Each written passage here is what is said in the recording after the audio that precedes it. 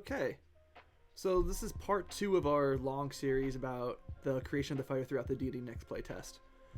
So where we picked up last time, or I should say where we left off last time, is the second playtest packet. So that fighter had an ability score bump at first level. You got a +1 to your strength or dex or con. And the game also featured a base weapon attack bonus. You didn't have a proficiency bonus yet. Just by virtue of being a fighter, you got to add additional points to your attack roll. The game also had 2 optional systems, a background system which gave you access to skills, and then a theme system which gave you essentially a chain of feats. As for the fighter itself, at first level you got something called combat superiority, which uses a series of dice to fuel maneuvers, very similar to how the Battle Master works right now. And you also got a fighting style, which is just a chain of additional maneuvers. You start out with 2. The Deadly Strike, which lets you deal more damage when you roll a die, and the Parry, which lets you subtract damage when you roll your die. And you got these dice back at the start of each and every turn. And from there, that's pretty much it. You chose your fighting style, and then you just got a new maneuver and a new maneuver. And they were pretty happy with this. They thought that this was a good way to balance everything out. That you had a simple option if you wanted to, just either offense or defense. If you wanted to, you could do the more tricky stuff using your maneuvers. And so let's look what happened in the third playtest packet, because that's where things sort of went awry. The fighter just tanked. And they didn't really change all that much, but everything around the fighter in the game did change. Okay, so this is the third iteration of the playtest. So we still have our ability score bumps, and this time the fighter goes all the way up to level 10. And pretty much it's the same, not a whole lot has changed. It just goes from 5 to 10 now, and at 6th level you get extra attack. But everything else is just, hey, we get more and more maneuvers. You did lose the parry at first level. You can no longer parry with your dice. You only have the option to do more damage by default, but you can still pick up parry in one of your fighting styles. And extra attack is worded a little interesting. This is worth taking a look at. It's once per round. When you make a weapon attack on your turn, you can make a second attack as part of the same action. So there's 2 things to note here. One, as part of the same action, this sort of chaining actions together. They do this a whole lot. They didn't invent the bonus action until way late. And the other thing, it doesn't require you to take the attack action. It's whenever you make a weapon attack, you can do this extra attack feature. And that's meant to complement the maneuver system, because some maneuvers let you, as an action, spend a die to do something and make an attack. And so this is meant to pair up with that. So if not a whole lot changed with the fighter, just sort of went along as people were expecting, why did everyone get so upset? Well, the answer is really with the rogue. So right now, what they did with the rogue was they also gave the rogue expertise dice, and they gave the rogue combat maneuvers. So now the rogue can do all sorts of fun stuff in combat, just like the fighter can. Everyone sort of expects that the rogue can be as good as the fighter in certain situations, but giving the rogue access to this thing that's supposed to be the fighters made the rogue feel bad, like their class feature is just a worse version of what the fighter can get, and made the fighter feel not as special, which is something that we're going to struggle with this whole playtest. We need the fighter to have a unique defining mechanic. And you really just sort of gave the unique defining the mechanic to the rogue. Yeah, the rogue doesn't start off with Deadly Strike or Parry, but they can do all sorts of stuff too. They have lightning reflexes, tumbling dodge, sneak attack. So let's see what people said about that, and what Mike Merles was thinking when they did the next iteration. So maneuvers are now a core part of the game, while feats are an optional part. And there's a whole lot of overlap. It's starting to become less and less distinct. And moreover, a lot of these fighter maneuvers overlap with some of the rogue maneuvers. Yeah, there are certain things that are exclusive to each list, but lightning reflexes on both. Composed attack, I think, is on both. And so there's a lot of overlap and similarity. And on one hand, this is nice because it makes the game easier to learn, but on the other hand, it really is diluting down a whole lot of things. It's diluting what makes the fighter special and what the rogue can do special.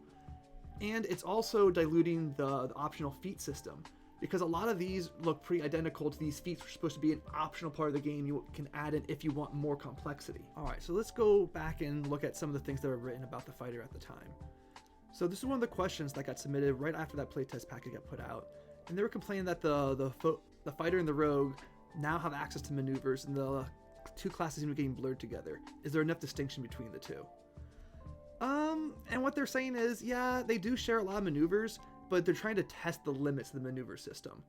they're thinking that this might be a core part of the game, and so they want to see how far they can stretch it. Because if they have, right now they only have 2 classes out, and if half of them are using this system, it might be expanded to all the classes when they do come out. And so it's likely they're going to see a little bit of overlap, but that's going to shrink after some time. They're keeping a really close look at the schemes and fighting styles the whole time and making sure that they're serving the class's needs. So instead of just getting access to maneuvers like a fighting style, a rogue gets access to maneuvers through their scheme, which also includes some non-combat uses of their expertise dice. And we get another quick article about how they're going to handle this playtest packet. Well, they write the elements between green, yellow, and red. If you're familiar with the Scrum development process, that's what they were using, and Mike Merles was serving as the voice of the customer. He was saying, okay, these are the items that people are really happy with and they need attention right now. And so glancing below, remember that was something that they knew was bad. It was a red, and it was an easy fix. It's like, okay, here's exactly what's wrong with it. We don't like this particular mechanic of a die roll of 10 or higher, and we're going to change that to an attack roll of 10 or higher. That's a clear fix. But in other cases, things weren't quite so clear. We had a lot of people who really liked the simple take on the fighter class, but a lot of people who were bored with it. And so that is something that is not a clear direction forward. They don't know exactly how they're going to fix that. And then so right afterwards, we have this new playtest packet that gets released, and the big deal there is they release the monk, which is the other martial class. So let's go ahead and take a look at this 4th playtest packet.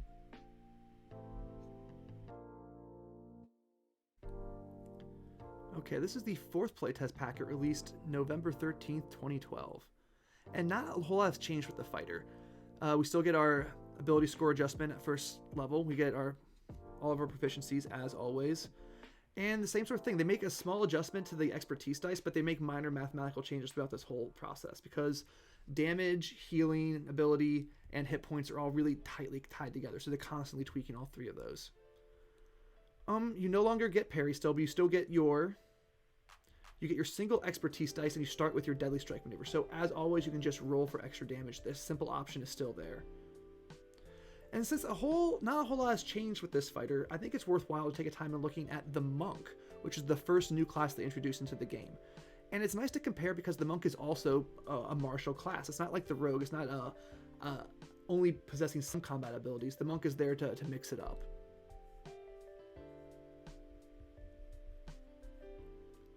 And so what we see with the monk is, in their progression, they also get the expertise dice, just like our fighter does. They get expertise, and they also get key and some other things on top of it. And their expertise dice works pretty much the same way. They get some maneuvers, but their maneuvers are special. They get Fury of Blows and Step of the Wind. So these classic monk maneuvers are going to be delivered, these classic monk abilities are going to be delivered through the maneuver system. You have to spend your expertise dice to use them. But if you're spending expertise dice to do Fury of Blows, what's your key for? Well, your key gives you special abilities. Additional things that aren't going to be covered through the maneuver system. Okay, so that 4th playtest packet, not a whole lot changed with our fighter, but we did get the monk. And we saw that the monk got expertise, which fueled maneuvers. Some of them are special monk maneuvers, but some of them are general maneuvers that both the fighter and the monk and the rogue can use. And in addition to that, the monk also got key, which is this special thing they could do to power other combat-fueled things. And so let's see what their reaction to that was. What happened as a result of that? Well, Mike Merle says, yeah, the monk uses expertise, but he's going to have to admit that he has some misgivings about using expertise like that overall. To be clear, any class that's going to use expertise has to have a unique class-defining link to them. So right now, sneak attack is part of the rogue maneuver, but it's not really what they want. It's not defining enough. But the monk does some things that are really unique for it. The monk has maneuvers like Fury of Blows that nobody else can possibly get. And then we get a very long article about expertise dice and what their eventual role in the game is going to be. So at first glance, it's easy to think that expertise dice exist to allow a character to use maneuvers. The mechanic first appeared with the fighter, and it's proven a fairly easy way to give that class a way to use combat maneuvers. But as they move forward, it's worth a moment to take a look at the mechanic and its actual role in the game. So what expertise really is, it's a replacement for a weapon using class instead of increased tack bonus. So normally in D&D, as you go up in level, you get to add bigger and bigger pluses to your D20 roll when you're trying to make an attack. In 4th edition, it was like you added half your level to every attack roll. But in this version of the game, they're going to try to change things up a bit. Remember, they're going to try to have some flattened math. So instead of increasing your bonus to damage, instead of increasing your attack bonus, what they're going to try to do instead is give you a bonus to damage. And that's what expertise dice can do with the deadly strike. So they're really representing your skill with the weapon. A skilled warrior hits way harder than before. And this improvement matches your increased hit points with level. So in some part, your hit points have to represent your ability to avoid deadly hits. It seems like a minor point, but that's important to keep in mind as you move forward. Because any class that's expected to make melee attacks on a regular basis will have to have an expertise dice rating. So if you're expected to be in melee, because you're not getting an increase to your attack bonus, they're going to try to use expertise dice to give you more damage to make up for that difference, to make you feel like you're actually a martial class. But not necessarily all classes will use maneuvers. Okay, so this is kind of confusing. They're going to give you expertise dice, but not maneuvers. How's this going to work? These changes are going to make it easier to maintain their flattened math, like we had talked about.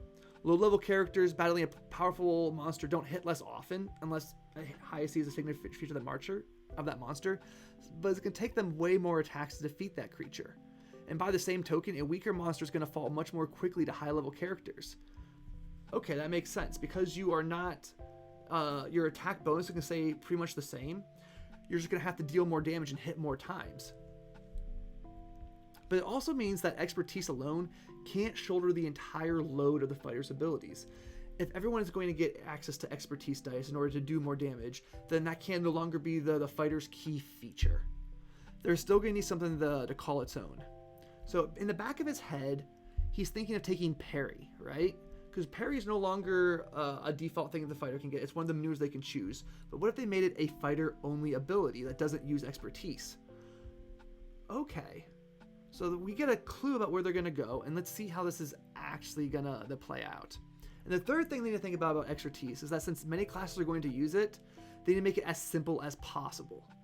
So and this is sort of a weird mechanical thing. They get thrown out pretty quickly, but right now you have to track expertise between your turns. It refreshes at the start of your turn. And so what they're going to do now is just switch that, say, okay, instead of you get back at the start of your turn, you just get it back every single turn. So you can use it for your reactions too. And so for a simple player or a beginner player, that's just really easy to remember. Okay, I always have these, I can spend them, and at the end of my turn, I get them all back. It makes sense. And the fourth, it means they can use feats as a way to a character to gain more maneuvers. And again, this is sort of watering down what feats were supposed to be. This is supposed to be this optional thing that you could opt into to get more and more complex things. And I was saying, well, feats are also going to have to shoulder some of this maneuver load. If you want to get stuff like 2-weapon fighting, rapid shot, you're going to have to opt into this system, or you can use feats to just gain more and more maneuvers. And finally, different rules modules can use expertise in just different ways. So they want to have this simple core of 5th edition with these different rules modules that you can plug into that core to get more and more complexity and more options if you want. For instance, a tactical combat action might give all characters a set of generic options for spending expertise dice. The things like shove or grapple, you can spend your expertise dice to do those things. Or a power system might give weapons users encounter daily powers that you can spend your dice on bigger and better effects. Whew, I know that was a whole lot. So to summarize what our expertise dice is, they represent your growing skill through a bonus to damage. Instead of adding an increased attack bonus, we're just going to give you more damage, and the damage is represented through these die.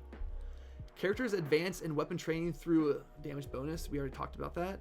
Maneuvers are limited to certain classes. So everyone might get expertise dice, but not everyone's going to get these fancy maneuvers. That could be the fighter special thing, and then maybe feats to allow other characters to get it.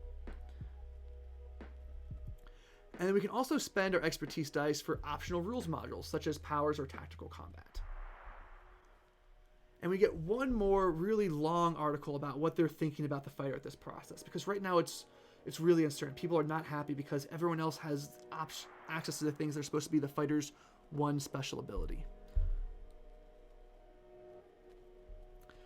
So, if only the fighter and the monk get maneuvers and not the rogue by default, everyone else can get them through feats. And even then, only just a little bit of them. So some of them are going to be fighter or monk specific. Okay, so we can transform the rogue sneak attack into a class feature instead of a maneuver. Okay, cool, and that's what we actually see at the final process. But this does not mean that abilities that resemble maneuvers are no longer going to be part of the rogue. So they're still going to do cool maneuver-like things, but they're not going to call them maneuvers. It's going to be a class feature. And this is the approach they're probably going to end up taking throughout the rest of the game. As you see, they're going to struggle with the idea of maneuvers for a while, but this is the solution. They just wrote about it right there. They just didn't recognize it yet. So Step of a Wind is a good example of that. That it's a monk maneuver, and they can do this one special thing, but no one else is going to be able to do it. Again, the monk is getting access to unique maneuvers that have overtly magical effects, and those might require key points, which is a monk special thing. Okay, so this is cool. So if we can have maneuvers that are special just to one class that require a class feature to expend. So you're sort of joining these general things that all classes can do, maneuvers, with individual class-specific things. But how is this going to work for the fighter? Because remember, the fighter still needs to be you can default to a very simple version of it. We get another example with the Paladin. The Paladin might have some base weapon abilities that are equal to the fighter, but the fighter has class-specific abilities that make it stronger with weapons. Okay, so the Paladin has spells, but the fighter can do something else. So right now, the fighter and the rogue, they have fighting styles and schemes to communicate how there are certain archetypes, right? These are sort of going to be our story delivery method. Remember, our fighting styles like, oh, I'm the archer, I'm the two-weapon fighter, I'm the protectionist. And the rogues are like, I'm the rake, I'm the swashbuckler. The monks already got a lot going on with it, including the maneuvers and expertise dice and unique class features. They're happy with that. But right now, the fighting styles are more organizational than mechanical. Remember, you can choose any maneuver. You don't have to follow along with the one that's recommended by your fighting style. So that doesn't give a whole lot of mechanical weight to it. So they're going to keep a look at what role they serve, and they should be carrying more mechanical weight than they are right now. Because choosing a fighting style is just like choosing a quick start package. It doesn't really do a lot, so you can still customize if you want. And so that might be carrying some of the complexity role, but some of the complexity weight that people want to have their fighters, the ability to customize, but it's diluting the story role whenever you do that. And then on November 29th, we get a D&D Next discussion. This is a video podcast. I'll go ahead and put the link below. And they talk a whole lot. Most of the stuff that we've already heard, but there are some interesting points in here. Again, people really liked the fighter, and they liked the expertise dice maneuvers. And then, again, this core issue that some people want more options, and some want a streamlined maneuver system. Having to track all these maneuvers through 1 to 10, that's way too much than they want. They don't want to have to think every 5 levels to pick something new, and just keep in the back of their head an ability the fighter might be able to use situationally. There's also a new demand for maneuvers that don't compete to gain a bonus to damage. So you might be able to use maneuvers to do different things, because right now, one of your maneuvers is Deadly Strike. So every single one of your turns, if you want to use a maneuver, you're doing that at the cost of doing extra damage. So they might give you different ways to do that. Like you can use your expertise dice to give a bonus to strike checks or to intimidate. And that's cool too. It gives you an idea of some non-combat abilities that the fighters also can be an expert in. And then even at the simplest level, they want there to be that offense versus defense choice. They lost parry as a default maneuver, but they still recommend it through a lot of fighting styles. And the interviewer asked a question here, well, how about you just gave a maneuver that just gave you a flat bonus to damage? The answer is that would really water down what a maneuver stands for. Because right now, a maneuver is spending your expertise dice, which is supposed to represent your mastery with a weapon, your skill with it. Because if every class is going to get expertise dice and able to do more damage, then a maneuver has to be something beyond that. It has to be something special that this character can do. And so that's why giving a flat bonus as a maneuver just isn't going to work, besides the one that's available to the fighter. It's also, people are complaining that the rogue is just a weaker version of the fighter now, because its special combat thing is maneuvers, and it only gets a subset of the fighters which aren't nearly as powerful. And they point out there are still a lot of dead levels, right? Between levels 1 through 10, you only got maneuvers, and a lot of them are just blank, blank, blank. Well, what they say is, yeah, we do ribbons last. At the very end stage of the game, we don't want to weigh people down with all these little options that don't really mean a whole lot other than story. Right now, they're really focused on building the core mechanics of the game. Those ribbons to sort of dress it up, which is where the term ribbon comes from. They're dressing up the class. That comes in very last. And then so Mike starts pondering aloud again about this special fighter own ability like an off-turn parry. Everyone else is a basic warrior type that can all swing a sword or shoot a bow, but maybe this ability to be defensive is what makes the fighter special. And they have to be really conscious to keep spells per day down in order for casters to maintain balance with the fighter. Because remember, they're always really conscientious of this problem of the linear fighter quadratic wizard, and this is one of the ways that they're addressing it. No, we can't just give you blasty, blasty, blasty. Ooh. And they knew that they had a slight downturn in the last playtest packet. They knew that adding the stretching the maneuver system out was going to make some people rub some people the wrong way. But it's part of the process, right? They want to see how far they can pull something. But the fighter overall is still in good shape. They're going to give him that special parry mechanic like we've talked about like 6 times right now. That doesn't use expertise dice, but works pretty much the same way. We'll get back to that. If anything, the fighter might be a little bit too good.